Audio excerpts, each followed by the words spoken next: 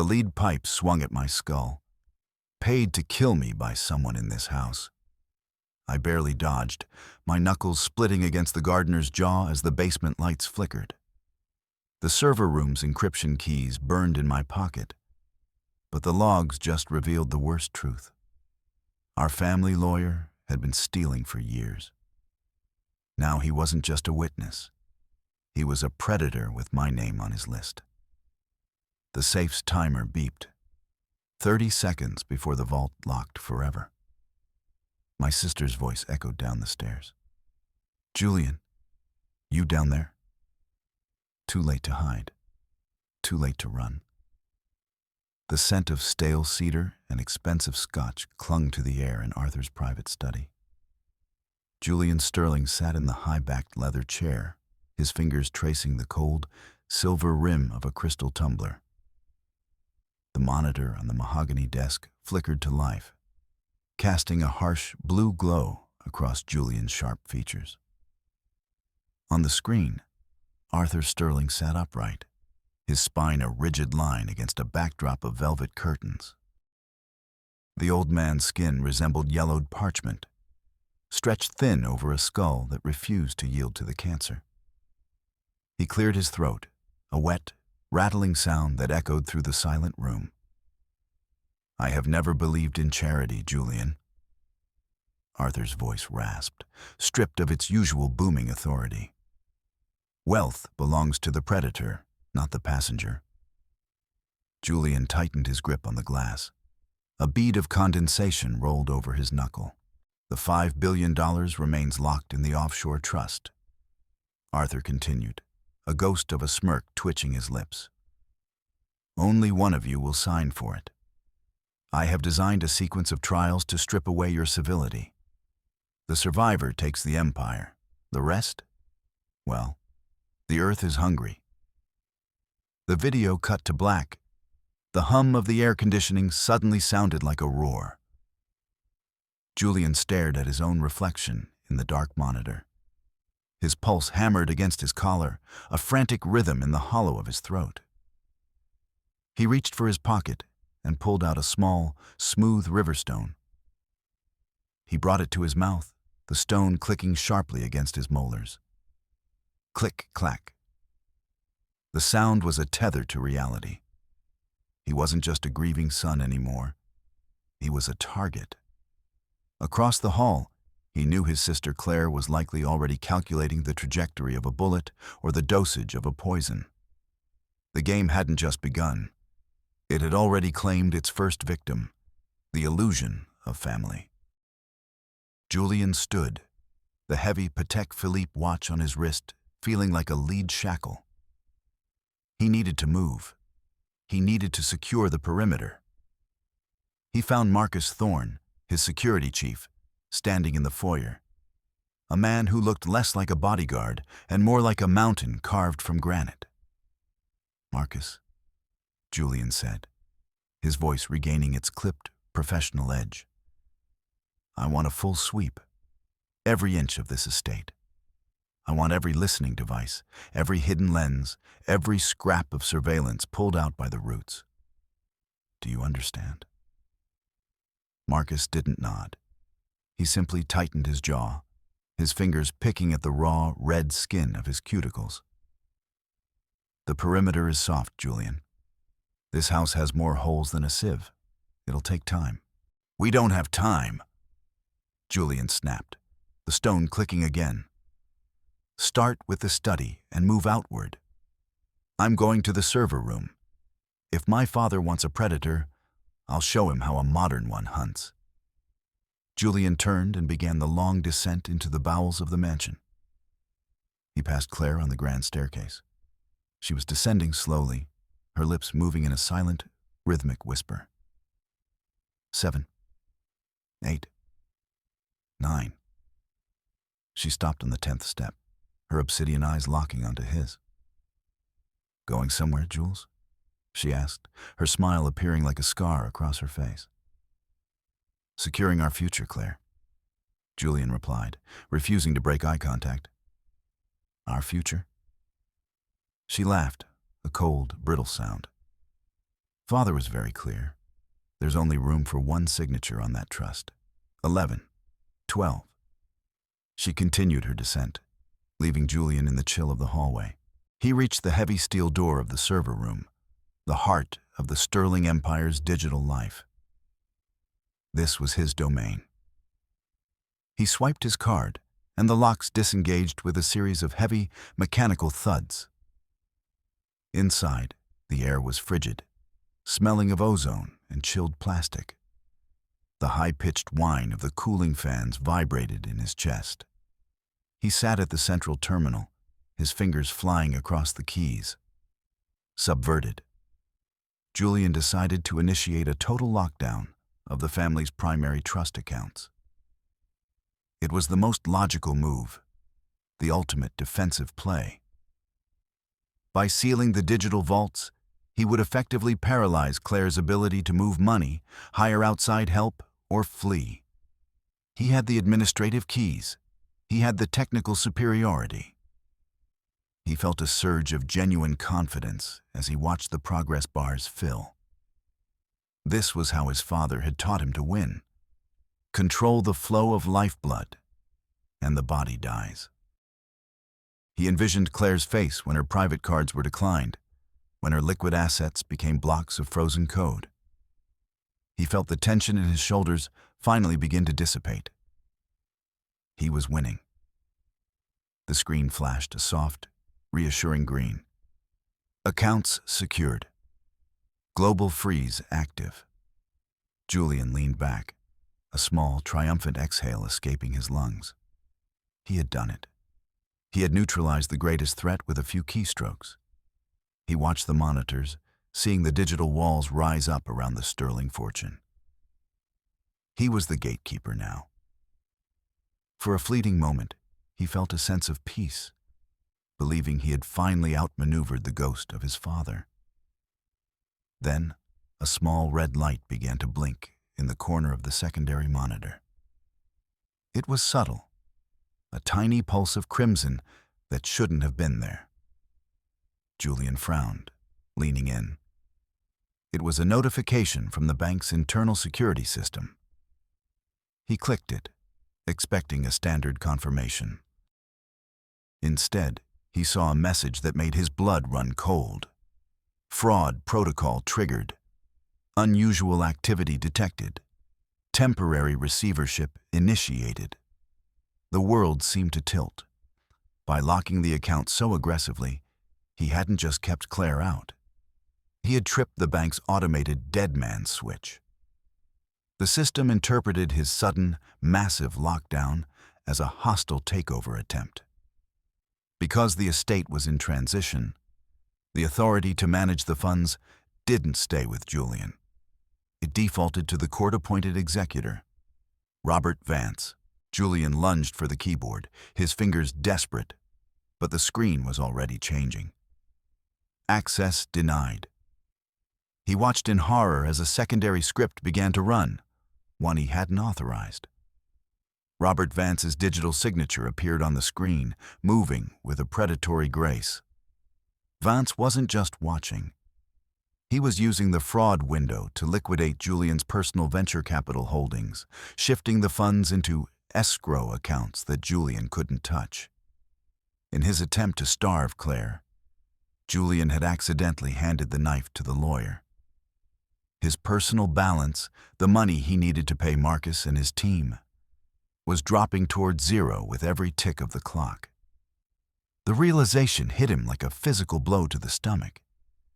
He had tried to be the smartest man in the room, and his own logic had become a noose. He wasn't the predator, he was the bait. The server room door suddenly groaned, a sound of metal complaining against metal. Julian spun around, his heart hammering. Out of the shadows of the cooling racks, a figure emerged. It wasn't Claire. It was a man in a dark jumpsuit, his face hidden behind a heavy, rubber gas mask.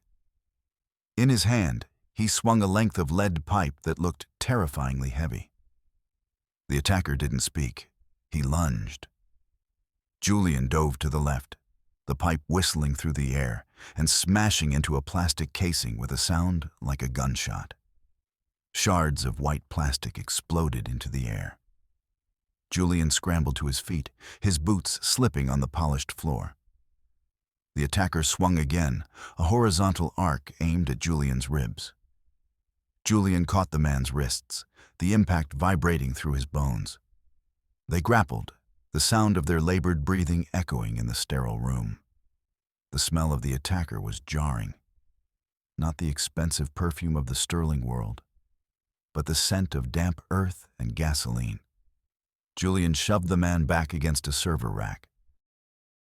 The metal shrieked, and a shower of sparks erupted as the man's weight crushed a bundle of cables. Julian saw his opening.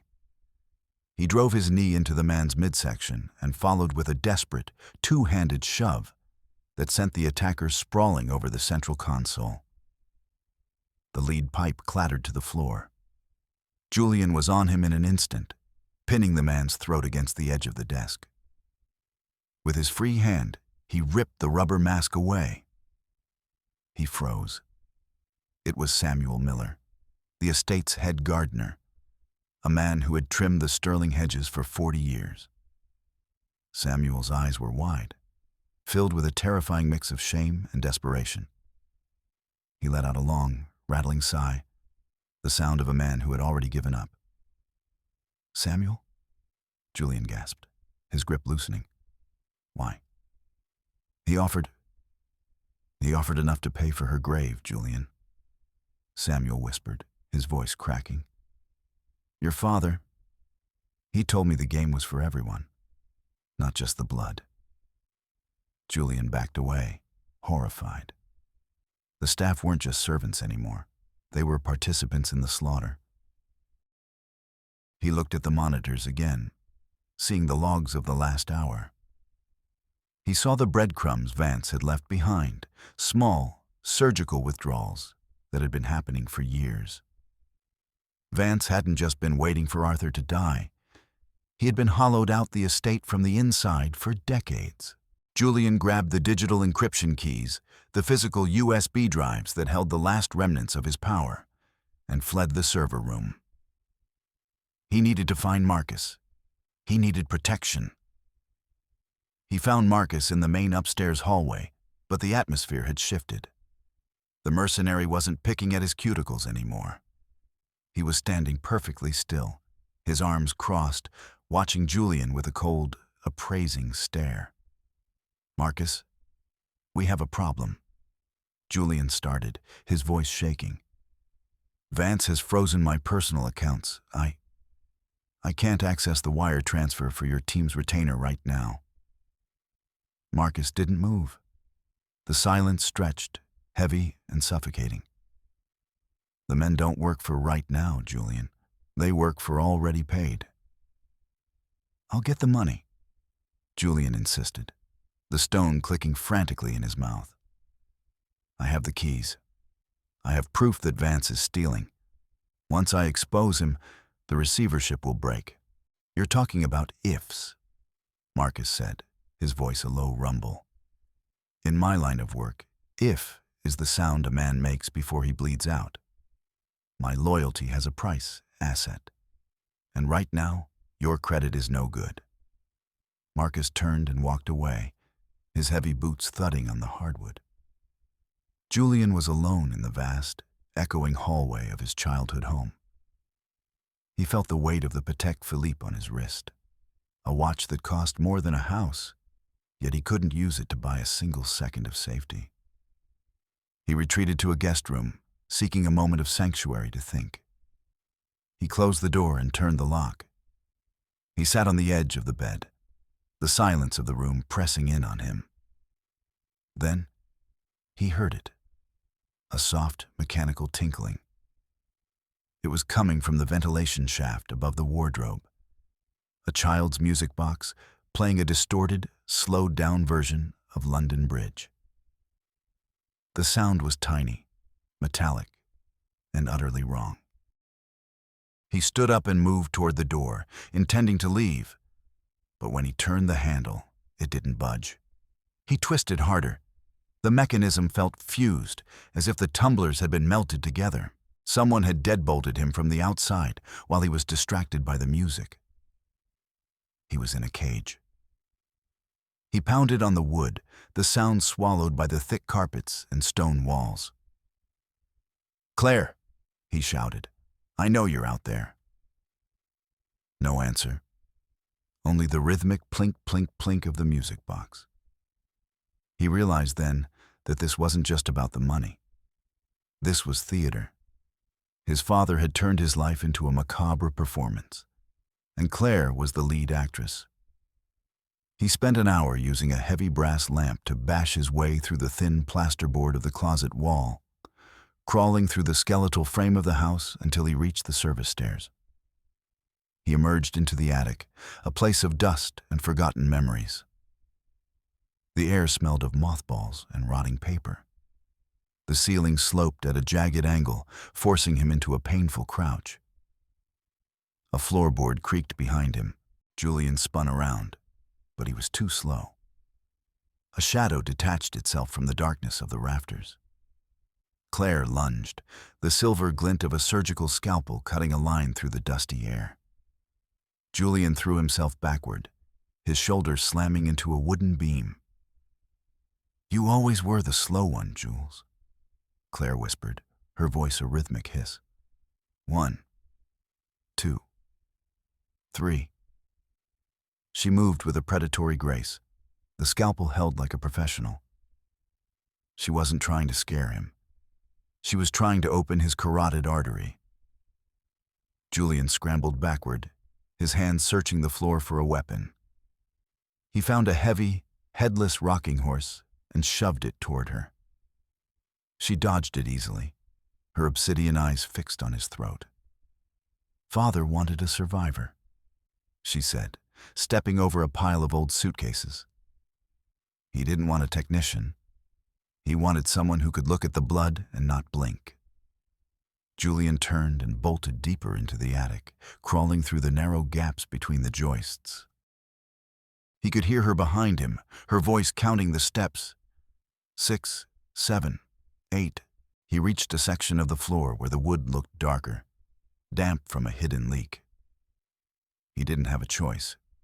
He threw his weight forward, and the rotted timber gave way, with a sickening crack. He plummeted through the ceiling, the world turning into a blur of white dust and splintering lath. He hit the floor of a room below, with a bone-jarring thud. For a moment, the world was silent, the air thick with the taste of pulverized plaster. He gasped for breath, his ribs screaming in protest. He looked up and realized where he was. He had fallen into Arthur's private, hidden study, a room not listed on any blueprint. It was a small, windowless vault of a room, filled with the scent of old ink and leather. On the desk sat a single, thick folder with a sterling seal. Julian dragged himself to the desk, his fingers trembling. He opened the folder. Inside was a secret amendment to the will, dated only a week before Arthur's death. He read the words, and the breath left his body. In the event of the simultaneous demise of all heirs, or the failure of any heir to claim the trust within the allotted time, the entirety of the Sterling estate shall revert to the trustee, Robert Vance, to be managed at his sole discretion. Asterisk. The game was rigged. Arthur hadn't built a trial for his children. He had built a slaughterhouse, and Vance was the butcher waiting at the end of the line. The siblings were never meant to survive. They were meant to destroy each other so the loyal servant could inherit the kingdom. Outside, the wind began to howl. A nor'easter was slamming into the coast, the sound of the gale rattling the heavy stone walls of the manor. Suddenly, the lights flickered and died. The hum of the house, the constant, reassuring drone of technology, vanished, replaced by a terrifying, absolute silence. The power was out. The electronic locks, the security cameras, the alarms, they were all dead. The manor was no longer a fortress. It was a dark, freezing tomb. Julian felt his way through the shadows of the library, the stone in his mouth clicking against his teeth. He knew the house better than Vance. He knew the secret passages Arthur used to move unseen. He pressed a hidden catch behind a leather-bound volume of Milton, and a section of the bookshelf swung inward. He descended a narrow spiral staircase into the darkness of the private vault. This was where the physical assets were kept. The gold, the deeds, the secrets. He reached the safe, his fingers working the mechanical dial by touch alone. Left to 32, right to 14. The heavy door creaked open. Subverted. Julian reached into the dark void of the safe and felt the crisp edges of a manila envelope. He pulled it out and clicked on a small tactical flashlight. His heart leapt. These were the original ledgers, the handwritten records of Vance's embezzlement, complete with the forged signatures and the routing numbers for the offshore accounts. This was the silver bullet. With these documents, he could strip Vance of his legal standing, regain control of the accounts, and end the game. He felt a surge of pure, cold adrenaline. He had outplayed the lawyer. He had found the one thing Vance couldn't delete with a computer script. He tucked the envelope tightly under his arm, his mind already racing toward the finish line. He would find Claire, show her the truth, and they would unite against the common enemy. He felt like the master of his own destiny for the first time in his life. He stepped out of the vault and back into the main hallway, the beam of his flashlight cutting through the gloom. He was halfway to the ballroom when he saw a shape standing near the grand clock. "Julian?" A voice rumbled. It was Marcus Thorne. Julian didn't stop. "Marcus, I have it. I have the proof. Vance is finished. Stick with me and I'll double your original fee from the recovered funds." Marcus didn't move. He didn't look relieved. He looked hungry. "I don't care about the funds in a bank, Julian. I care about the gold in that vault." He stepped forward, the light of Julian's flash hitting the jagged scar on his eyebrow. In his hand was a tactical knife, the matte black blade drinking the light. "Oh, wait," Julian said, his voice rising. The documents are paper," Marcus spat. "I'm tired of waiting for rich men to decide if I'm worth my salt." He lunged. Julian swung the heavy envelope like a shield, the knife slicing through the thick paper and catching Julian's forearm. Julian shrieked, the envelope falling to the floor. The victory he had just claimed was now scattered across the dusty carpet, useless in the face of raw, physical violence. He realized with a sickening jolt that the safe hadn't been a treasure chest. It had been a lure. Vance knew Julian would go for the documents. He knew Marcus was watching. 1, 2, 3. Claire stepped out of the shadows behind Marcus. She wasn't holding a scalpel anymore. She was holding a heavy iron poker from the fireplace. She looked at Julian, and for the first time, there was no playfulness in her eyes. Only a cold, hard vacuum. "The lawyer made a better offer, Jules," she said, her voice a flat monotone. "He gets the estate, we get the gold. And you? You get to be the tragic casualty of the storm." The betrayal was total. His sister, the person who shared his blood, had traded his life for a pile of yellow metal. Marcus grabbed Julian by the collar, his strength overwhelming. Julian fought, kicking and clawing, but the mercenary was a professional. He dragged Julian toward the back of the kitchen, toward the heavy stainless steel door of the industrial meat locker. "No!" Julian screamed, his voice echoing off the tiles. "Claire, he'll kill you too. You saw the amendment. I saw a way out." she whispered as Marcus shoved Julian into the freezing dark of the locker. The heavy door slammed shut. The sound of the exterior bolts sliding into place was the finality of a coffin lid. Julian was alone in the sub-zero dark. The air was already beginning to crystallization in his lungs. He pounded on the steel, but the door was designed to keep the cold in and the world out. He felt the temperature dropping, the skin on his fingers beginning to crack. He reached for his pocket, his fingers numb. He found the river stone. He put it in his mouth, but he couldn't even make it click. His jaw was locking from the cold.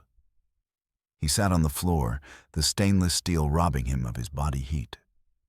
He looked at his watch. The Patek Philippe was still ticking, its mechanical heart indifferent to his suffering.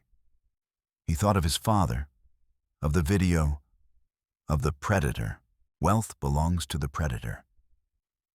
He realized then that the predator wasn't the one with the knife. The predator was the one who survived the environment. He crawled toward the door's internal control panel. It was a high-end electronic system, now dead because of the power outage. But he knew the architecture. He knew that even in a blackout, these systems had a tiny, residual charge in their capacitors to prevent accidental lock-ins. He took off his cufflinks, solid silver, shaped like the Sterling crest. He used the sharp edge of the toggle to pry at the plastic casing of the lock's emergency bypass. His fingers were bleeding, the red staining the white plastic. He found the 2 copper leads. He needed a spark. He took the Patek Philippe off his wrist. It was a masterpiece of metallurgy. He smashed the crystal against the steel floor, the glass shattering into 1,000 diamonds. He reached into the delicate guts of the watch, pulling out the mainspring. He bridged the 2 copper leads with the gold-plated spring. A tiny blue spark erupted. The smell of ozone filled the small space. The mechanical bolt groaned and retracted. Julian tumbled out of the locker and into the dark kitchen, gasping for air that didn't burn. But the air was wrong. It smelled sweet, cloying, like a gas stove left on. He realized the hissing sound wasn't the wind. It was the house. Vance hadn't just rigged the will. He had rigged the manor. The nor'easter provided the perfect cover for a tragic accident. A gas leak, a spark from a failing generator, and the Sterling legacy would be erased in a fireball, leaving the trustee to collect the insurance and the remains. Julian stumbled toward the ballroom. He found Claire and Marcus standing over a heavy crate of gold bars, their flashlights illuminating the loot. "It's over," Julian croaked, his voice raw. "There is no money. The accounts are empty. Arthur was bankrupt." Claire turned, her face pale. "You're lying." "Look at the ledgers," Julian shouted. "The real ones. He spent it all trying to hide the collapse. This house is a bomb, Claire. Can't you smell it?" Marcus froze, his nose wrinkling. The hissing was louder now, a rhythmic roar. "We have to go," Julian said, reaching out a hand to his sister. "Now." For a second, the greed in Claire's eyes fought with the terror. She looked at the gold, then at the darkness of the hallway. She dropped the iron poker. They ran. They didn't look back for Marcus, who was still trying to drag a crate of gold toward the door. They burst through the front entrance and into the screaming wind of the nor'easter. They tumbled down the stone steps and across the manicured lawn, the snow blinding them. 100 yards away, Julian stopped and turned.